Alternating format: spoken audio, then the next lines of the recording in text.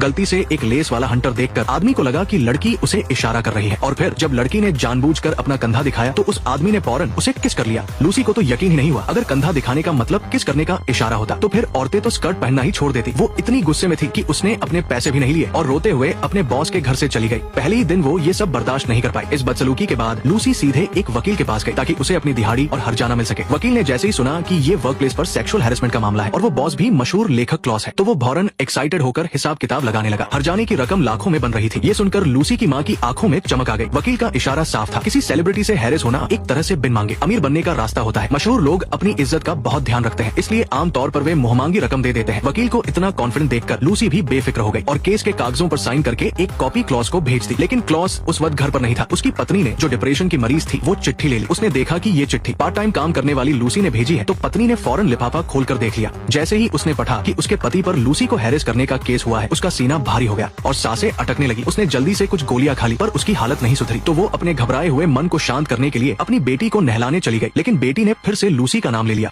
बेटी की तीखी आवाज उसकी माँ के कानों में चुभने लगी। अचानक उसका डिप्रेशन बढ़ गया और वो अपना आपा खो बैठी और उसने अपनी बेटी को बाथटब में तब तक डुबोए रखा जब तक उसकी जान नहीं चली गई। जब उसे अपनी गलती का एहसास हुआ तो दर्द से तड़पती उस माँ ने नींद की गोलियों की पूरी शीशी निकाली और हमेशा के लिए सो गई। जब क्लॉस रात को घर लौटा तब तक उसकी बेटी का शरीर ठंडा पड़ चुका था। उसे अपनी आंखों पर यकीन नहीं हुआ। उसने बेटी की लाश को पानी से बाहर निकाला और उसे सीने से लगा लिया और फिर वो दर्द से बुरी तरह चीखने चलाने लगा। इसके बाद वो अपनी पत्नी को ढूंढने गया और पाया कि उसे मरे हुए भी काफी वक्त हो चुका था। बेड के पास वाली टेबल पर लूसी का भेजा हुआ वो कानूनी नोटिस रखा था। तब क्लॉस को समझ आया कि उसकी पत्नी उस नोटिस को पढ़कर ही सदमे में आ गई थी और उसने पहले बच्ची को डुबोकर मार डाला और फिर खुद भी गोलियां खा ली। अचानक अपनी जिंदगी के दो सबसे अहम लोगों को खो देने से क्लॉस का दिल टूट चुका था और लूसी के लिए उसके दिल में नफरत की आग भड़क उठी थी। पर उसने जल्दी ही अपने जज्बातों पर काबू पाया और हर्जाने के मामले में कोर्ट की सुनवाई के लिए पहुंच गया। उसका चेहरा एकदम उतरा हुआ था। बिना कोई बहस किए उसने सीधा चेक निकाला और उस भारी भरकम हर्जाने को देने के लिए तैयार हो गया। नेक्स्ट पार्ट देखने के लिए वीडियो को लाइक करो।